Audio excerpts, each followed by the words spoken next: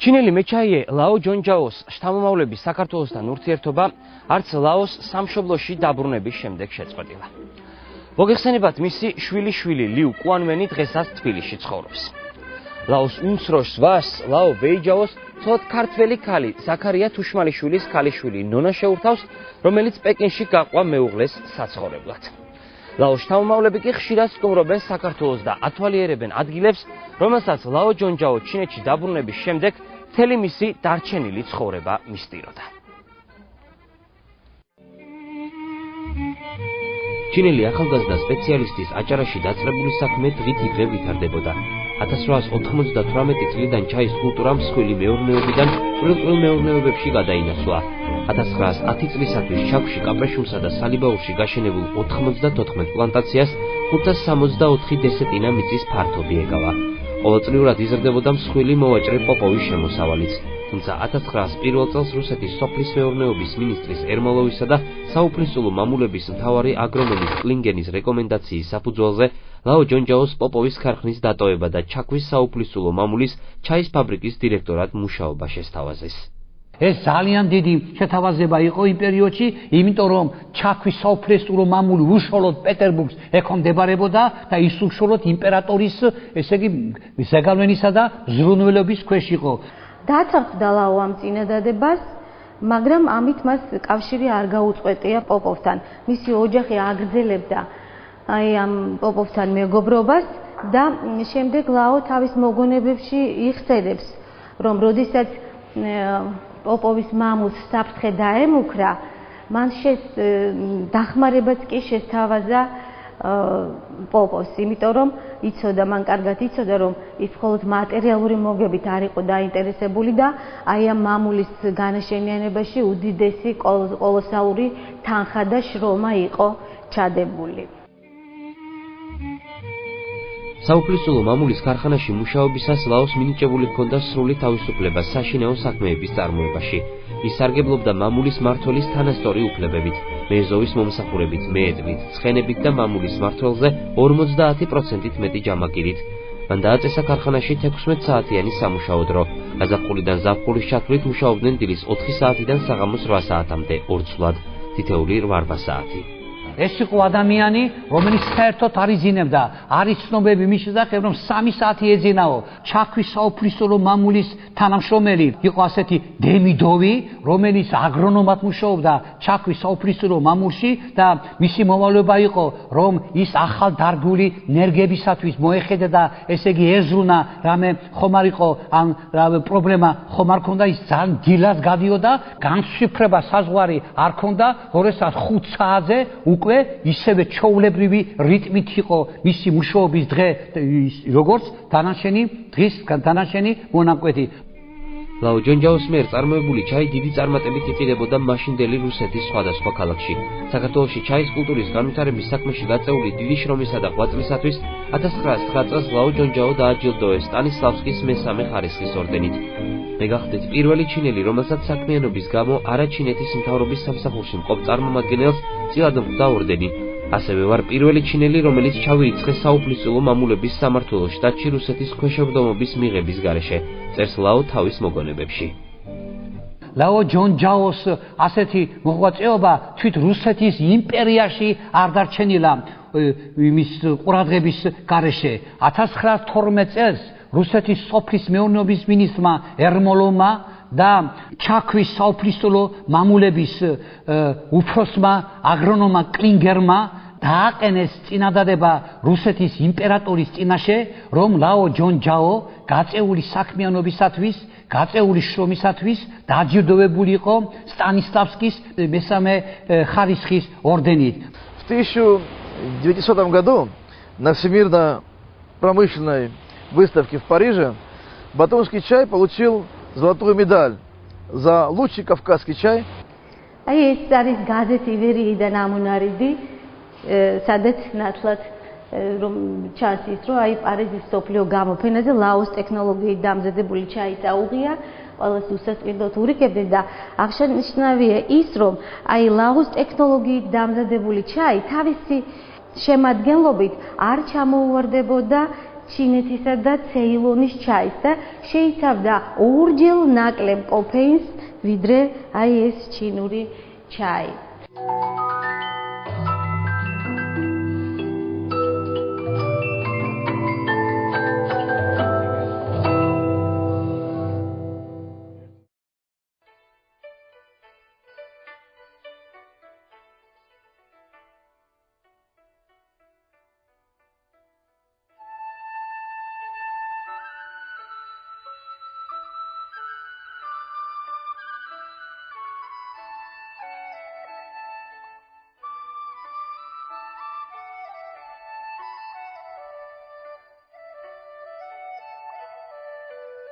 მე უკვე სადაც 10 წელზე მეტი ხანია, ამ ოჯახთან მაკავშირი ლუჯანჯოს შთამომავლებთან, ჩინეთთან თვითონ ჩინეთში, ფაქტობრივად ცხოვრობ, ეხლაც რამდენიმე თვე ყოველ წელს იქავარ.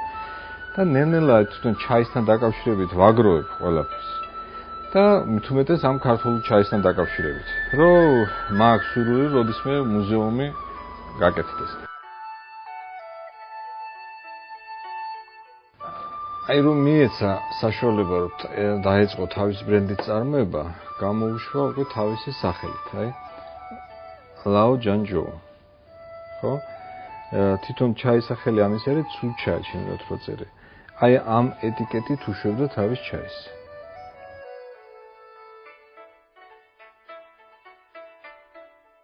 აქ კიდე სხვადასხვა მედლებია, რომელიც არის მე სალიბაურის ფაბრიკა აწერია რომ სად არის. შემდეგ მონაცემებიც არის ვინ არის ამ ეტიკეტის მხატვარი. ესენი უკვე ქართული ჩაები ეს უკვე ჩემი ბრენდითაა გაკეთებული სახელობით ჩაები. პირდაპირ ჩემი გვარით არის ბითაძე ხელის მოწერით სახელობითი პროდუქციას ვცდილობ რომ აი დამკვიდრდეთ საქართველოში. აი ესენი არის კუნფუს ჩაები ქვია. ამ ჩაებს არის უმაღლესი კატეგორია რაც არის ეს არის თეთრი ჩაი. ჩაის ხის კვირტიდან კეთდება. ეს არის წითელი ჩაი. ტიანხუნ ესე ქვია. წითელი ჩაი. გარდა მაგისა მეწამული ჩაი არის. ეს იგივე იმ კიმინის საფუძველზე და იუნანის დიდფოთლიანის საფუძველზე არის ეს ჯიში ჩინეთშია. ესე 40 წელია რაც ჩინეთში ამ ჩაის წარმოება დაიწყეს. ეხლა აი ეგ რო ნახოთ თქვენ, აი რა განსხვავებაა ამ ჩაებს შორის. ეს არის ჩვეულებრივი ჩაი. ეს არის მეწამული ჩაი. ანტოციანური შეფერილობის, რომელშიც არის ანტოცინინი არის დიდი რაოდენობა. თქვა შავი ყურძნის ქერქში რაც არის და შავი ყურძნის დადებითი თვისებები, თქვა მოცვში რაც არის, ხო? იგი ის ნივთიერებები არის ამაშიც.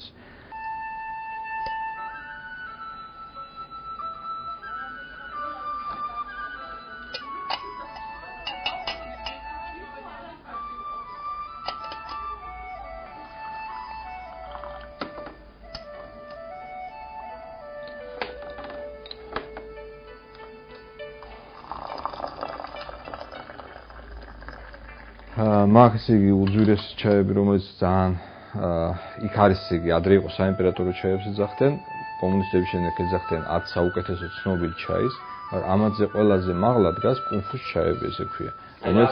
რომელიც აი მედიცინაში, აი მეწამული ეხლა ამ შემთხვევაში, აი პატარა ჩაის მუზეუმიც მაქვს, აქ არის ყველა მსოფლიოს, არა მარტო ჩინური, მსოფლიოს ყველა საუკეთესო ჩაები და საინტერესო ჩაები. აი თქვათ ეს არის აი ეს მეწამული ჩაი ჩინეთში გაკეთებული. ეს არის სიშვამბანა არის ადგილი ფუძიანის პროვინციაში. კილოგრამი $3000-მდე არის. აი ეს ფუძიანის თეთრი ჩაი, ეს ბაიხაოინჯენი. ამის დაძველება შეიძლება. აი 3 წლის შემდეგ უკვე ფასი ძალიან იწევს. 2 წლიდან უკვე ახალ ჩაებს ესეთ ფასი არ აქვს. 5 წლის თუ კარგად დაძველებულია, ძალიან მაღალი ფასი აქვს ამ ჩაებსაც. 5 წლის კარგად შენახული ჩაი შეიძლება ღირდეს $4000 და მეტიც. და კილოგრამი. და ამ ჩაების მიწის მე გაცვლა, აი პეკინში არის სპეციალური ადგილი, სადაც აი აუქციონივით არის. აი აქ შემიძლია რომ გაჩვენოთ ეს ფოტოები. ეს ახლა პრაკუძინგორსკის ფოტო ეს ყველასთვის ცნობილია, ეს პირველი ჩაქვის ფაბრიკა, ეს მაგათი ოჯახი. ესეც ჩაის პლანტაციები პირველი აქ პირდაპირ არის ნაჩვენები აჭარელი, რომელიც ახალ პლანტაციებს იმეშვება. აი ეს ფოტო არის ძალიან საინტერესო. აქ აწერია პერს პრადავეც ჩაია ტიფლის. ხელში უჭირავს ჩაიდნები არის, რომელშიაც იყრებოდა ნახშირი. და აი მოძრაობის დროს დადიოდა, ეს ნახშირი ღვივდებოდა, ამაში იყო ესე იგი ცხელი წყალი გადაადგილდებოდა. ეს ჭურჭელი არის უფრო ძველი ვიდრე რუსული სამოვარი.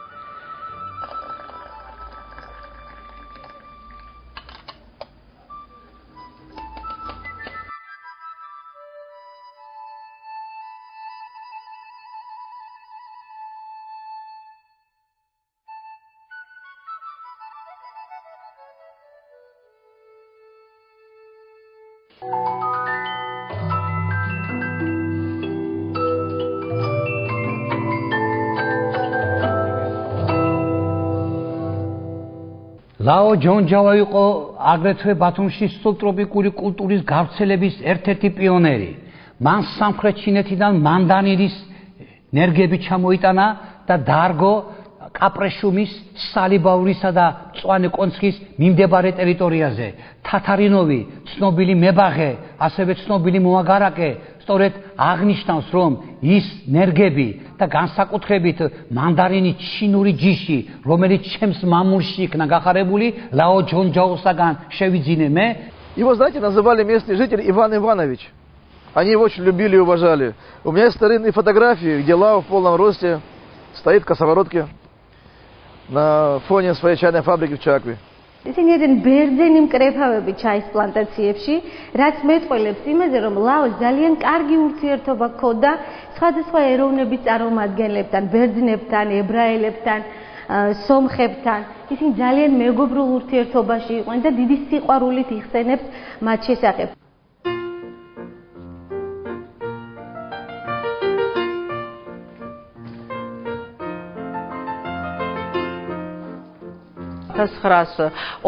წელს, როდესაც მან დაატოვა აჭარა და წავიდა, თავისი ნივთები საჩუქრად გადმოსცა აჭარის სახელმწიფო მუზეუმს.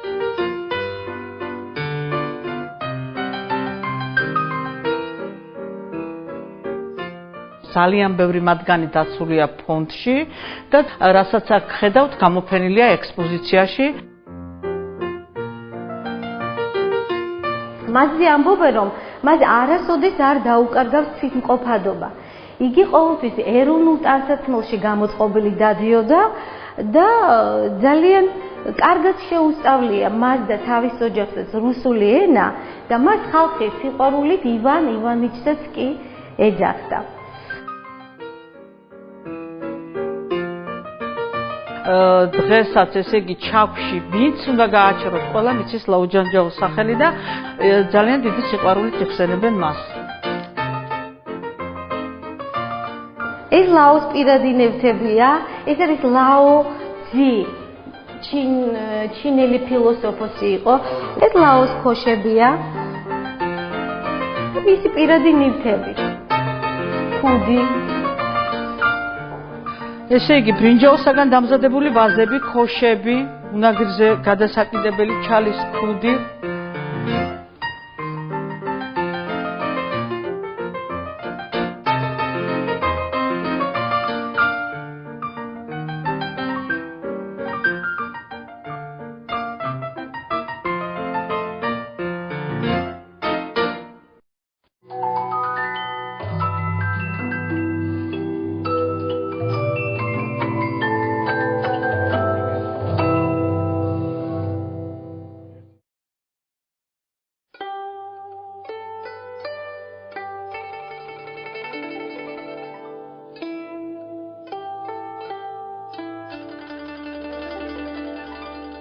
აქ არის ბებია ჩემი, ეს არის პაპა ჩემის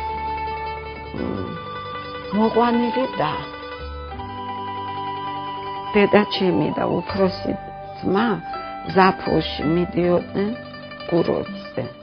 აი ყვავილებით ვიღაც ნაცნობი, ეს არის პაპა ჩემი უკვე სიბერეში. ეს არის ბებია და ლაო ერთად. ორივე ეს არის მათი ერთ-ერთი ქალიშვილი, მესამე. და დანარჩენი არის შვილიშვილები. მე ჩამოვედი 58 წელში. მაშინ სწავლა არ შეიძლებოდა არსად საბჭოთა კავშირის გარდა. ეს კომუნისტური წესი იყო მასეთი. ჩავაბარე სამხატვრო აკადემიაში და იქ იყო ადგილი. სამხატვრო აკადემიაში გივი უკვე იყო ასპირანტი, მე რომ ჩამოვედი. შემდეგ ერთად დავდიოდით პლანერზე, ხატავდით ხოლმე. ასე უფრო და უფრო გავიცანით, მაგრამ ერთ წელში რაღაცა წანჩქარა გადაწყვეტეთ, რომ უნდა გათხოვდი. ეს ხო დედა ჩემი შობლიური ქვეყანა იყო ალბათ ესეც. დედია ცოცხალი იყო ჯერ, დედა ჩემის დედა. და ცოცხალი იყო იმის მეუღლე იყო ჩვენი პროფესორი დავით ციციშვილი. მერე დედა ჩემის ბიძაშვილი კათხოვილი იყო ლადო ქუთათელაძეზე, ესე იგი აპალონ ქუთათელაძე დირექტორი მერე გახდა აკადემიის. ძალიან ბევრი ნათესავები იყო, ესეც ალბათ შველოდა.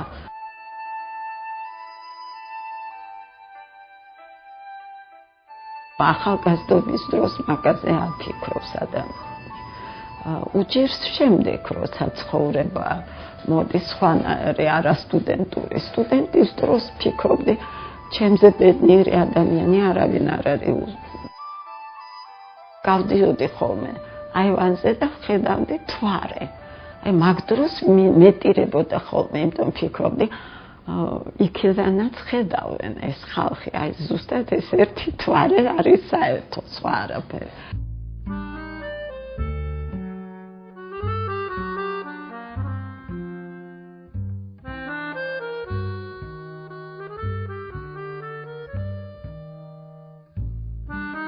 დრომილის ძალენჩქარა როს ადამიანი ბერტება ხო? ესე მგონია გუში მოხდა, მაგრამ უკვე ამდენი წელი. ისეთ იყო საშინელი თვე.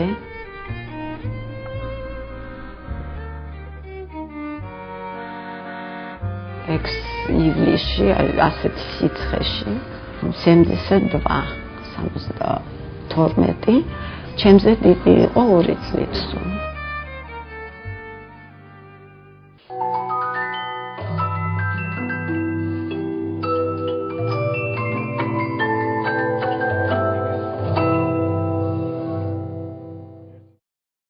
დრო გადიოდა. ლაუჯონჯაუმ თავის მეორე სამშობლოში ყოფნის 25 წელზე მეტი შეასრულა. ცხოვრობდა ისე, როგორც თავად სურდა, ის საკუთარ მოგონებებში წერს. საბოლოოდ შევეგუე აქაურ ჰავას და აქ ყოფნის 25 წელი შემისრულდა. ჩემი ოჯახის წევრებიც კარგად გრძნობენ თავს. უწყვეტი მუშაობის პერიოდში მქონდა 2 გადაცემა, ნადირობა და ცხენები. ამ დროისათვის მყავდა სხვადასხვა ჯიშის ცხენები, არაბული, ინგლისური, რუსული და კავკასიური. მათი რიცხვი სულ 150-ს აღწევდა. საუკეთესო მათ შორის ინგლისური ჯიში დოლი იყო. ნადირობამ გამიტაცა ჩამოსვლის დღეებიდან. ამ სიამოვნებას არ ვიკლებდი შემოდგომისა და ზამთრის თვეებში. ვნადირობდი ქობულეთის ჭაობებში, ნატანებში, სუფსასა და ლანჩხუთში, ხოხბებსა და იხვებზე. შემდეგ მოდის მეორე ეტაპი. ხო, ესე იგი რომ კომუნისტები შემოდიან საქართველოში. ლაუჯანჯო ისევე რჩება თავის ადგილზე, იმიტომ რომ ისევე მოთხოვნადია, როგორც ადრე. ხელისუფლება კლავ თხოვს ლაოს, რომ დაახლოებით 6 წლის განმავლობაში დარჩეს იგი და უხელმძღვანელოს კლავ აქაურ ადგილობრივ საუფლისწულო მამულებს. 1923 წლიდან ატომღაც შეიცვალა ბოლშევიკური ხელისუფლების დამოკიდებულება ამ ადამიანისადმი, ანტიბოლშევიკურ საქმიანობაშიც კი დასდეს ბრალი, არაერთხელ დაიბარეს საგამოძიებო ორგანოებში, რადგანაც ის ძველ ხელისუფლებასთან იყო თითქოს აი ბოლშევიკების აზრი ასოცირებული და გადაწყვიტა დაეტოვებინა აჭარის ტერიტორია. ლაუჯონჯა ოჯახთან ერთად ტოვებს აჭარას და საცხოვრებლად თავის სამშობლოში, ქალაქ ხარბინში მიემგზავრება. მიუხედავად იმისა, რომ მე ჩემს ღვიძლად მიმაჩნია ამ კუთხეში ჩემს მიერ დარგული მილიონობით ბუჩქი, პალმა, ბამბუკი, აკაცია და ასე შემდეგ, დიდი სურვილი მაქვს, რომ დაუბრუნდეს სამშობლოში და იგავატაროს სიცოცხლის დარჩენილი დღეები. ძალიან გულთბილი, გულამაჩუყებელი წერილი მიუძღვნა მას, ჩასვლისთანავე აჭარას. მე ვტოვებ აჭარას და ჩემი გული, ჩემი სული, ჩემი ცხოვრებაც კი სწორედ ამ კუთხესთან არის დაკავშირებული. იგი თვალშემლიანი მშვიდობა აქ მაცხოვრებელ ხალხს და ამბობს, მივდივარ, მაგრამ ჩემი მთელი სული და გული რჩება თქვენთან და ძალიან დიდი სიყვარული მიმყვებაო.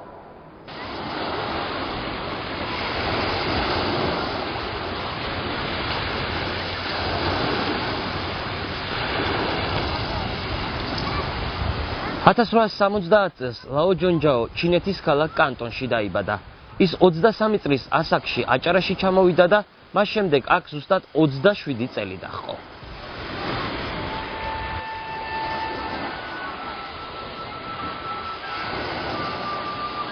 ასეთ ამგვარად კავკასიაში ვიცხოვრე 27 წელი.